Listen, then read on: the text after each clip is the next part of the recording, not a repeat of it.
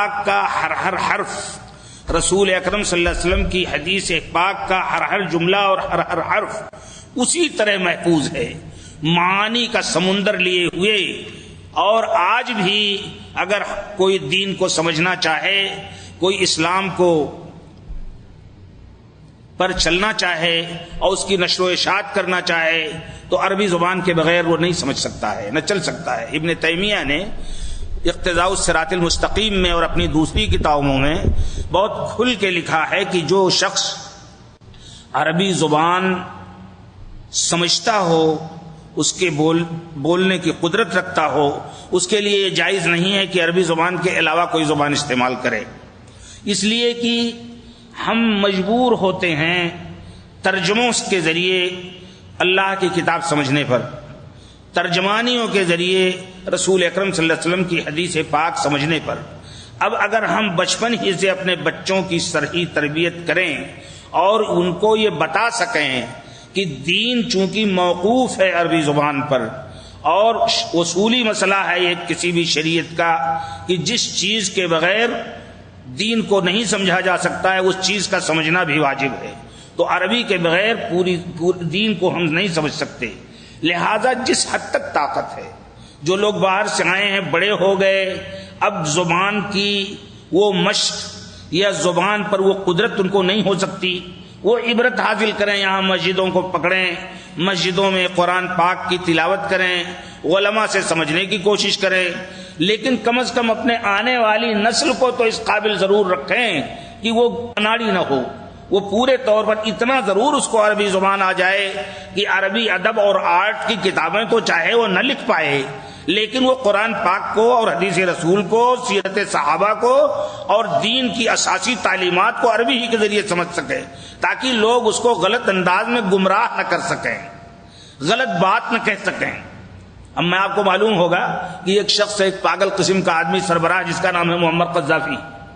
پہلے جب حاکم ہوا تو اس نے کہا قل اعوذ برب الناس اور قل اعوذ برب الفلق نہیں پڑھا جا سکتا ہے، اس لیے کہ قل اعوذ برب الناس تو اللہ کے رسول کو سکھایا گیا تھا کہ کہو، تو اب اللہ کے رسول ہے نہیں، لہذا اس کو نہیں پڑھا جانا چاہیے۔ تو جہالت کبھی کبھار انسان کو یہاں تک لے جاتی ہے کہ وہ قرآن و حدیث میں تحریف کرنے لگے۔ تو بڑی خوشی کی بات ہے کہ یہاں جب آپ لوگ آتے ہیں تو اپنے معاش کے ساتھ اپنے اپنے فن، اپنے اپنے تخصص، اپنی اپنی صلاحیتوں کے اعتبار سے آپ یہاں زندگی گزار کے اپنی روزی، حلال روزی کمانے کی کوشش کرتے ہیں، وقت دیتے ہیں، مصیبتیں برداشت کرتے ہیں، ڈانٹ ڈپٹ بھی برداشت کرتے ہیں، کبھی کبھی آپ کو احساس ذلت بھی ہوتا ہے کہ کاش یہ ہمیں لوگ ذلیل نہ کرتے، لیکن یہ سب برداشت کر کے آپ دو پیسہ حلال کمانا چاہتے ہیں تاکہ لوٹ کر جب اپنے یہاں جائیں تو اپنے بچوں کی صحیح تربیت کر سکیں، اپنے بچوں کو حلال روزی فراوانی کے ساتھ کھلا سکیں، اپنے بچوں کی تعلیم و تربیت کا انتظام کر سکیں۔ یہ جیسے آپ یہ کرتے ہیں، اسی طرح یہاں آنے کے بعد خود آپ کوشش کیجئے کہ اسلام کو براہ راست سمجھ سکیں، دین کو سمجھ سکیں، قرآن پاک جیسے اترا ہے اسی اعتبار سے قرآن کو سمجھ سکیں، قرآن کی جو تفسیر اس کے اولین مخاطب محمد الرسول اللہ صلی اللہ علیہ وسلم نے کی ہے، اپنے قول کے ذریعے، اپنے فعل کے ذریعے، اپنے عمل کے ذریعے وہ صحیح تفسیر آپ سمجھ سکیں، اسی عربی زبان کے ساتھ سمجھ سکتے ہیں۔ تو ہمیں یہ خوشی ہے کہ یہاں جعلیات کے ذریعے آپ کے لیے جو ایک مشن آپ کے سامنے رکھا گیا ہے اور اس میں اپنے یہاں کے مختلف زبانوں کے پڑھنے پڑھانے والے لوگ آئے ہیں اور وہ کوشش کرتے ہیں کہ آپ کی زبان میں قرآن پاک کو اچھی طرح پیش کر سکیں کہ ہے کیا چیز قرآن، حدیث رسول۔ تو یہاں کے ماحول کو آپ روزی کے علاوہ ایمانی روزی سے بھی آباد کریں،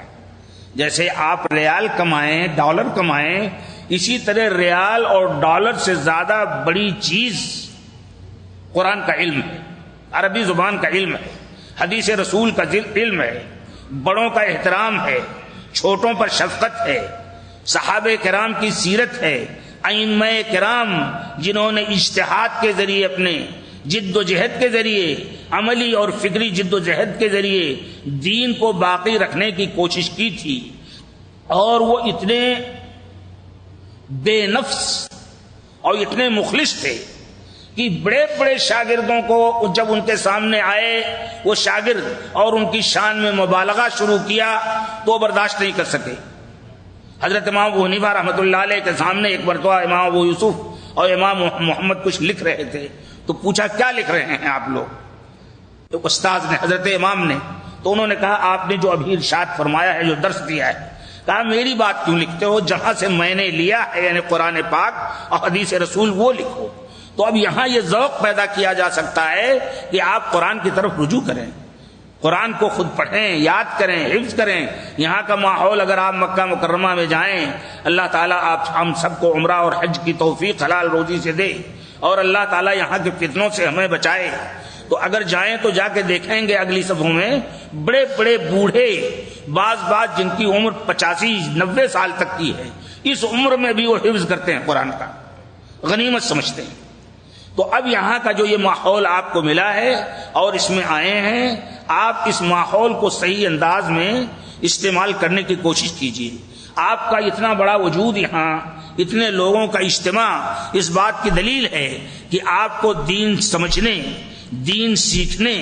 دین پر چلنے اور دین کی تبلیغ و دعوت کا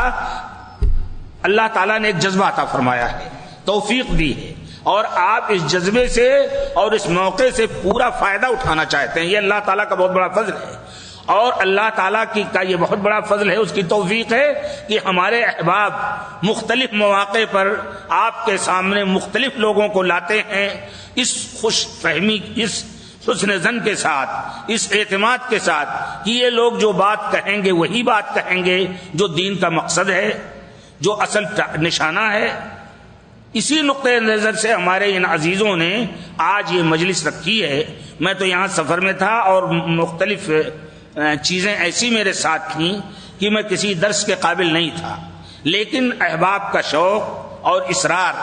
اور سب سے زیادہ یہ جذبہ کہ آپ سے ایک مرتبہ تعارف ہو جائے تو آئندہ بھی کبھی آئیں گے تو جب ذہنی طور پر ٹھیک رہیں گے صحت کے اعتبار سے تو پھر آپ کے ساتھ بیٹھنے کا موقع ملے گا، تبادلہ خیال کا موقع ملے گا، نقاش اور سوال و جواب کا موقع ملے گا، اور ایک انس پیدا ہوگا، ایک ماحول پیدا ہوگا جس ماحول میں وہ استاد اور شاگرد کے بجائے ایک بڑے بھائی اور چھوٹے بھائی کا جذبہ پیدا ہوگا، اور آپ بھی پوچھیں گے، ہم بھی سوال کریں گے، اور اس طرح سے علمی روشنی پھیلے گی. اور جب یہ علمی روشنی پھیلے گی تو وہی ماحول پیدا ہوگا جو اصل اسلام کا ماحول تھا. اللہ تعالی ہم آپ کو سب کو توفیق عطا فرمائے. تو میں شکر گزار ہوں آپ لوگوں کا، آپ لوگوں کی حاضری پر، شکر گزار ہوں منتظمین کا ان کے انتظام و انصرام پر، شکر گزار ہوں ان دعات کا جو ہندوستان، پاکستان، نیپال کے مختلف علاقوں سے یہاں کام کرتے ہیں کہ وہ لوگ صرف اپنی تنخواہ پر یا اپنے وظیفے پر یا اپنی ملازمت پر نہیں بیٹھے ہوئے ہیں بلکہ اس سے زیادہ بھی کچھ کرنا چاہتے ہیں. اللہ تعالیٰ قبول فرمائے. مجھے اس موقع پر جو موضوع ان لوگوں نے دیا ہے کہ ہندوستان میں اسلام کی تبلیغ کیوں اور کیسے، کیوں کا معاملہ تو بڑا عجیب ہے. اس کا جواب بھی دیتے ہوئے شرم محسوس ہوتی ہے. اگر ہمارے پاس ایک نقد سودا ہے تو آخر اس کو چھپا کر کے اپنے پاس رکھیں گے. ایمان اگر ہمارے دل میں موجزن ہے، اگر ہم اللہ کی وحدانیت پر ایمان رکھتے ہیں، اس بات کا ہمارا عقیدہ ہے کہ اللہ تعالیٰ اکیلا ہے، اس کے نام، اس کی صفات،